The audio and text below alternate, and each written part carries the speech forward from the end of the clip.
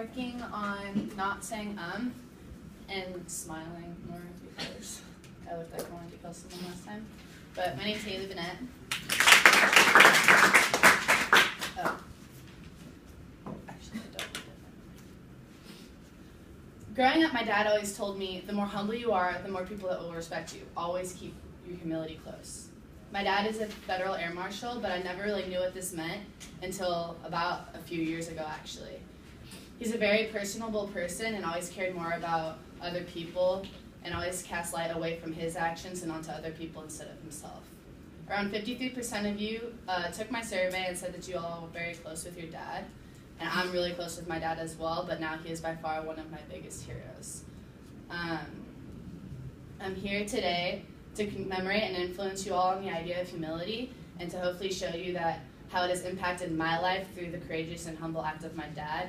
One day in particular showed me that my dad wasn't like all other dads. It was supposed to be just a normal day, going to my 6th grade homeroom class with Miss Mays at Macy Union Middle School. It actually turned into the scariest, most influential day in my life when my dad risked his life, put his life on the line for someone he didn't even know. And how my dad handled that situation and his actions afterwards completely changed my life and it'll forever resonate with me. Only about half of you have experienced a near-death experience, so let's all gather up a little courage and I'll tell you a little bit about what happened that day. It was a normal day, just like every other day. I woke up, got ready for school, got some donuts with my dad, and we were on our way to middle school. And he was asking me all about my day, just like my dad always is doing. How are your grades? How's school? How are your friends? Blah, blah, blah. And as we were approaching the school, I could see smoke protruding from the trees right next to my school. And I looked at my dad, and then I looked back, and I could still see the smoke getting bigger and bigger and bigger. And my dad inched the car a little bit closer, and I could barely make out a semi-truck that was on its side with a black substance all around the perimeter of the entire semi-truck. And I looked at my dad, and he still had the same calm, serene look that he always has on his face. But what was supposed to be a normal, everyday 6th grade school day for me turned into a disaster. I stood with complete fear in the passenger seat of the car, and my dad flung open the door and sprinted towards the semi-truck. The semi-truck was completely in flames, engulfed in flames, and he was sprinting. And I remember sitting in the passenger seat just screaming, "Dad, no, don't go, Dad, come back, come back." And he was already gone, he couldn't hear me, he was already gone. And he ran up to the driver's seat of the car, tried to open it, and couldn't, it was jammed shut. Meanwhile, the flames were getting bigger and bigger, and I didn't know if it was gas on the ground or asphalt, I didn't know what it was, so it could have exploded any minute.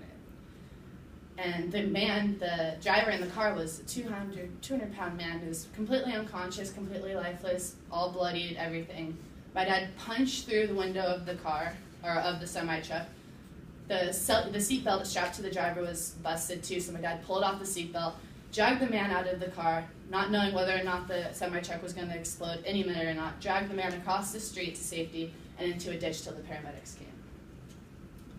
That 5 minutes was by far the most frightening in my life, but it was what occurred afterwards that changed my life. Now you're all probably wondering, what is this act that is so-called enlightened Haley? Well, I'll tell you about it.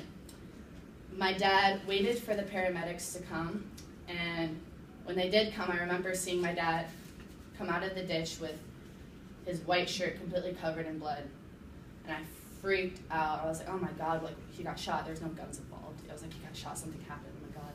But it was the driver's blood that was completely covering him.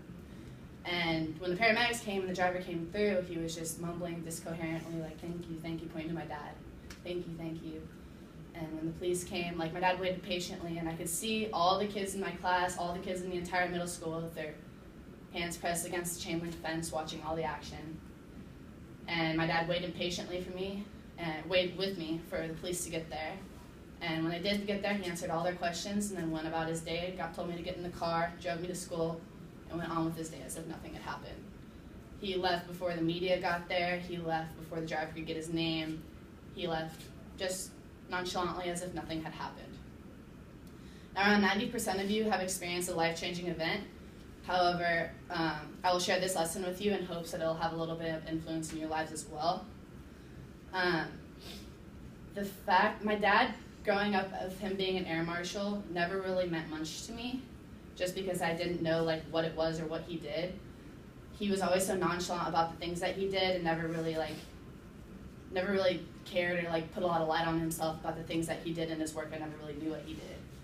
But after witnessing that day, him putting his life on the line for someone that he didn't even know, I was completely taken back and saw the impact that one person's humility can have on multiple other people. Other people, like me, I was completely struck with fear, couldn't even move. A lot of people would have done that.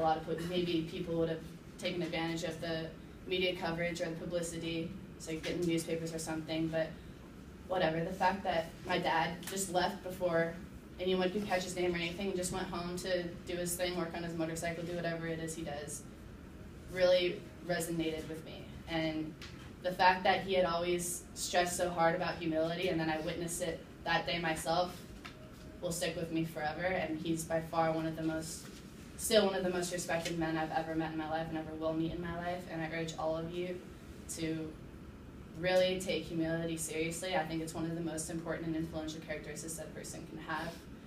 And I urge you all to keep your humility very close to you. Thank you.